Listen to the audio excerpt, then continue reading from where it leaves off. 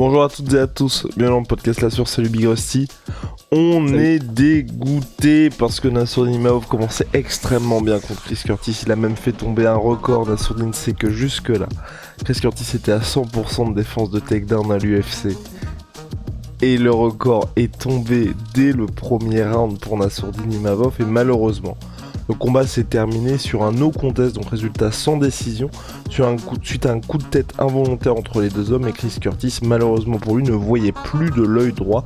On va vous expliquer tout ça. Ouais, c'était flou quoi. Ouais.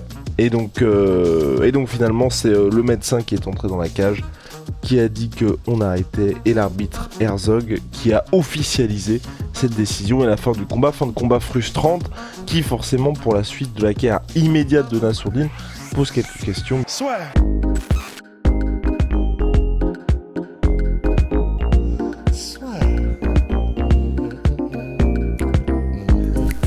Paris sur le MMA avec une Unibet. Quelle sera l'issue du combat? Une soumission? Un KO? Paris sur les meilleures cotes avec une Unibet.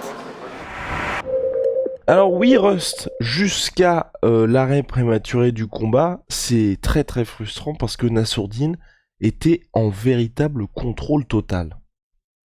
Ah, c'est pour ça qu'en fait on est dégoûté, c'est que là, je pense que même si c'est un terme, c'est comme banger, tu vois, masterclass c'est très utilisé, peut-être un peu trop, et même peut-être par nous aussi, mais là vraiment il était en masterclass, dans le sens où, premièrement il était en danger absolument nulle part, et il montrait dans tous les domaines du combat qu'il était une division au-dessus, une classe au-dessus d'un mec qui était quand même Chris Curtis, le 14e mondial.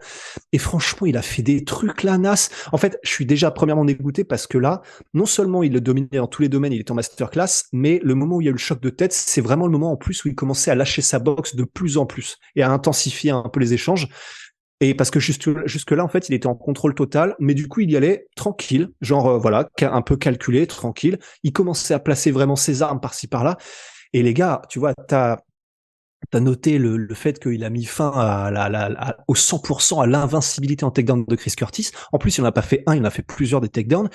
Et franchement, c'est ça qui est magnifique, c'est que c'est pas un cafouillage, tu vois. Genre, le premier, tous les takedowns, c'est des takedowns qui sont amenés, construits, sont magnifiques, tous. Et le premier, donc c'est beau, en plus, c'est symbolique. Il fait un truc, il fait une feinte. Donc, il avait commencé à placer ses directs, jab, 1, 2, etc. Et là, il fait feinte de direct, et je crois qu'il fait une feinte de jab. Chris Curtis se protège. Enfin, tu sais, c'est le MMA parfait, tu vois. Chris Curtis se protège après la feinte, et du coup, ensuite, Nassourdine pivote, tourne autour, le ceinture, et finit par le mettre au sol ensuite. Mais c'est ça le plus haut niveau du MMA, en fait. C'est con, hein, c'est des petits trucs comme ça, et c'est ça qui est magnifique, en fait, c'est que c'est ça, c'est des bons choix au bon moment, c'est ce que disait Georges Saint-Pierre, c'est ça le MMA, c'est les plus grands, ils font les meilleurs choix au bon moment.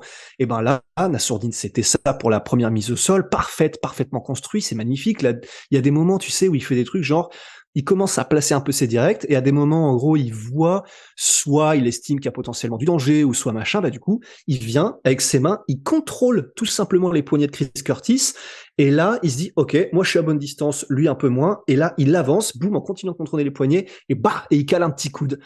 Enfin, gros coude d'ailleurs en plus. Et c'est que des moments comme ça. Alors, il y a eu ça, le clinch contre la cage, il a eu aucun problème. Après cette deuxième mise au sol, il me semble, au premier round, c'est lui qui domine Chris Curtis au sol. Et honnêtement, je me suis dit, oh là, il y a moyen qu'il passe la soumission. Alors, elle n'était pas proche d'être finalisée, mais il était dans son dos et il le menaçait très sérieusement. Et ensuite, au deuxième round, rebelote, il continue à le dominer debout sans trop de problème. Enfin, vraiment, il était en croisière tellement il était au-dessus de Chris Curtis partout, en fait, Nassourdine. À part sur les low kicks, c'est vrai, il commençait à les prendre, mais après, sa jambe rougissait un petit peu à Nassourdine. Après, c'était des low kicks qui étaient mis à partir de la jambe avant, donc c'est pas forcément ceux qui font le plus de dommages de la part de Chris Curtis, donc peut-être que c'était juste rouge, mais peut-être pas trop endommagé. Quoi qu'il en soit, quand même, ça déséquilibrait Nassourdine. Mais ça a toujours été un petit peu ça, les alertes aussi avec Nas, c'est que comme il a un style très aérien, beaucoup de mouvements, forcément c'est les low kicks, quoi.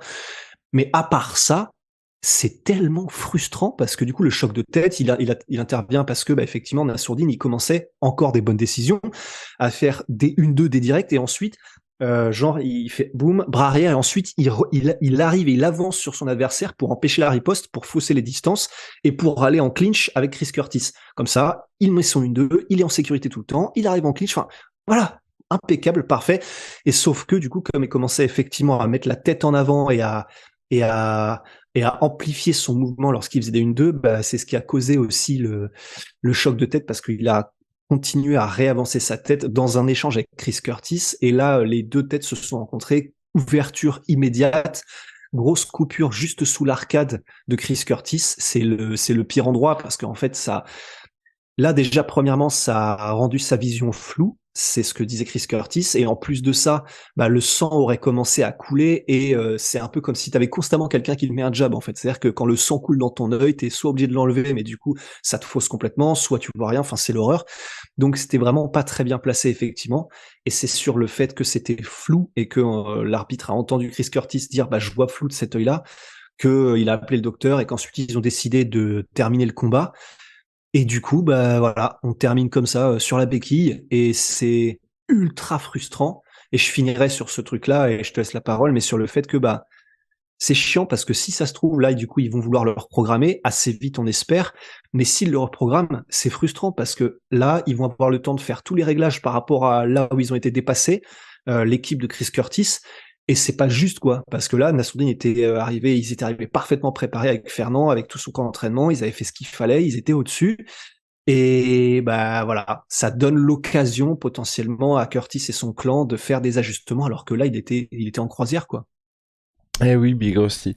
Et c'est vrai que Chris Curtis avait demandé 1 minute de plus à l'arbitre, qui ensuite justement lui accorde un petit peu plus de temps, mais comme tu as dit, c'est cette alerte où il explique qu'il voit flou qui fait que l'arbitre demande au médecin de venir, et quand il y a le médecin qui arrive, il dit qu'il ne voit plus de son œil droit, donc forcément le médecin, on n'est pas dans le Nevada, là ils ont vraiment voulu prendre aucun risque, qui a directement dit on arrête le combat.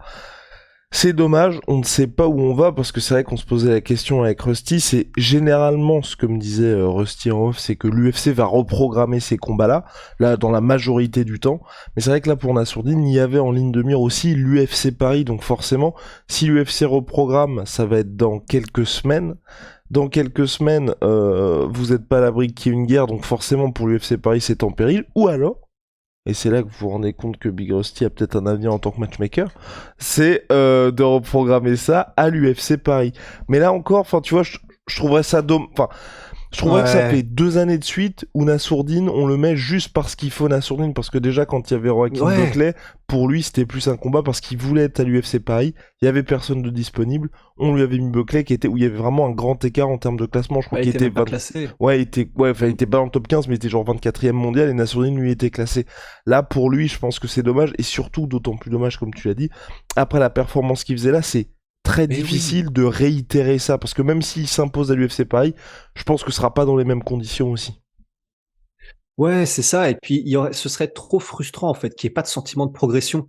Parce que là, oui, il aurait pu, enfin, tu sais, ça peut toujours être mieux. Et là, ce qui aurait pu être mieux, c'est un KO au premier round, bien sûr. Toujours, c'est toujours possible de rêver mieux. Mais en termes de kilomètres qu'il avait mis à Chris Curtis, c'est quand même compliqué de faire mieux, là. Parce que vraiment, tout était impeccable, tout était quasi parfait.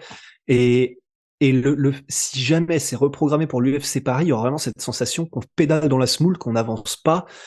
Et pour Nassourdine et pour nous les fans, honnêtement, je préférerais presque qu'ils fassent, bah, tu vois, on citait les exemples en fait en off de quand ils ont reprogrammé les combats après que ce soit fini un peu comme ça, bizarrement en autre boudin, bah il y a eu Ankalev contre Ayon Couté là-bas où du coup c'était en mode bah oui mais je faisais exprès machin, enfin du coup le combat s'était arrêté prématurément et c'était bizarre, ils l'ont reprogrammé. Il y avait, on pensait aussi à Yair Rodriguez contre Jeremy Stevens et il l'avait reprogrammé aussi, où ça s'était fini, je sais plus, qu'il y avait eu un coup dans les parties ou un truc comme ça très très vite.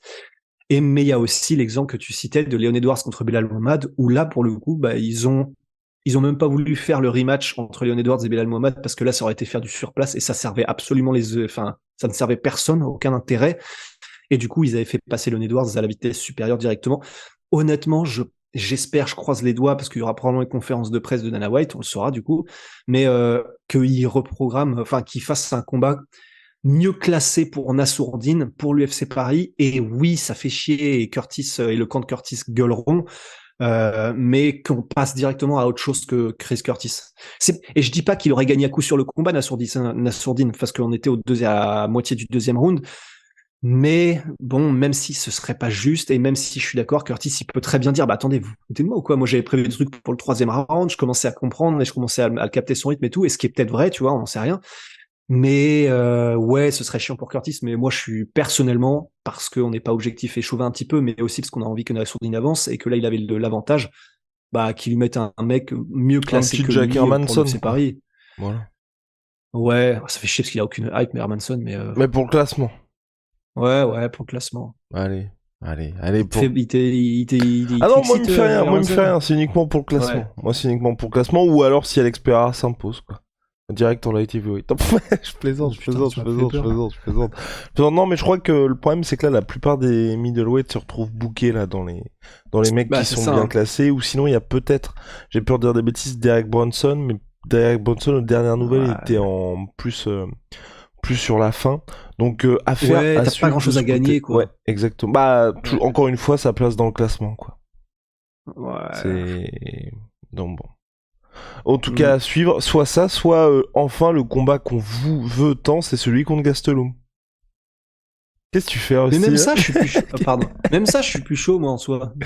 Bah, on en a beaucoup entendu parler, mais moi, je suis chaud plus dans le côté, on sait que ça va être spectaculaire, tu vois. On sait que ça va être spectaculaire, mais je suis d'accord avec toi, ça a été trop programmé. Gastelum, c'est plus ce que c'était, mais là où c'est intéressant, pour le coup, par contre, c'est que Gastelum, sa dernière victoire, c'est contre Chris Curtis. Donc t'as quand même mais cette en plus, il a pas dit après sa victoire contre Chris Curtis qu'il voulait aller en welterweight? C'est vrai qu'il veut aller en welterweight. Oui. Oh là là. Ah oui. Bah tant mieux, comme ça nous évite un choix à faire. Allez, ou à moins que Nassourdine redescende en welterweight.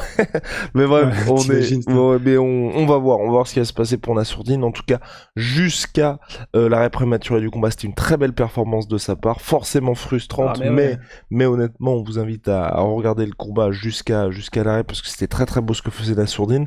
Big Rusty, shout out à ma sweet pea, ma sweet protein, moins 30% sur tout my protein avec le code la sueur. See ya.